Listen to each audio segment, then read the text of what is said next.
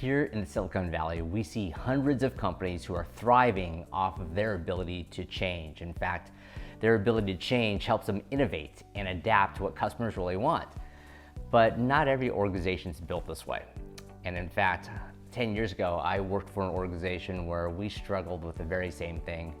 We were struggling with keeping customers happy. We had a high number of bugs, and a lot of the projects that we ran were just late. So what do we do about it? Well, we started implementing new ways of working. In fact, we adopted Agile as a new way of working. And today with Hyperdrive, we're sharing what we've learned here in Silicon Valley, as well as taking some of the lessons I learned when I was implementing Agile myself. So with that, here are 5 key things that you can do today to help accelerate your organizational change. The first thing, start with you. You're the change agent. Without you, nothing else is going to change, so embrace that. So as a change agent, what you're going to do is take on the accountability that you're going to start identifying yourself what things could change in the organization. Don't worry about waiting for your manager or your manager's manager to bless you to do this thing. You've got to take it on your own. And the other thing is, don't just dismiss this and hand it off to your direct reports. Take the accountability, take the change, you can do it.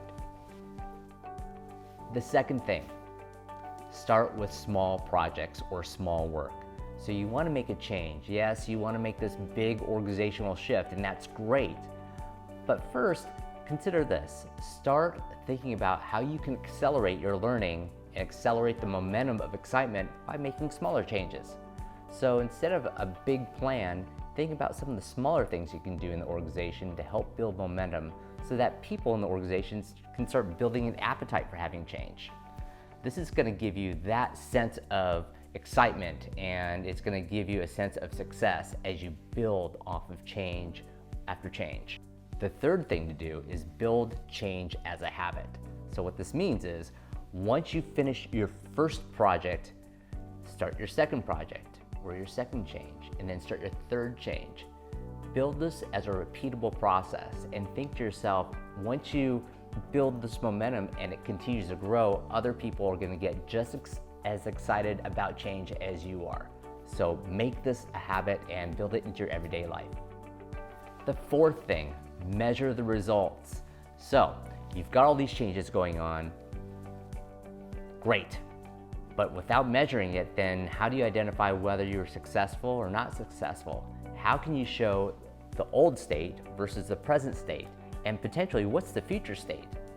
So think about how you would measure these results and communicate to others how these results help the business grow.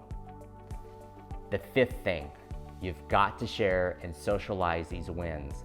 So as soon as you start making some changes, don't be afraid to bring these changes up in your next group meeting or to have a conversation with your manager about it.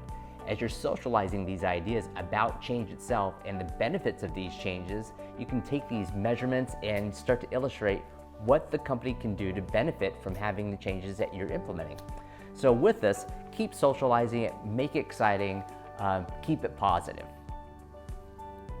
Now through these 5 steps, focus on you, start with small projects, make it a habit, measure your results, and share and socialize, you're going to build an incredible journey for yourself and your organization. Remember, big journeys start with small steps.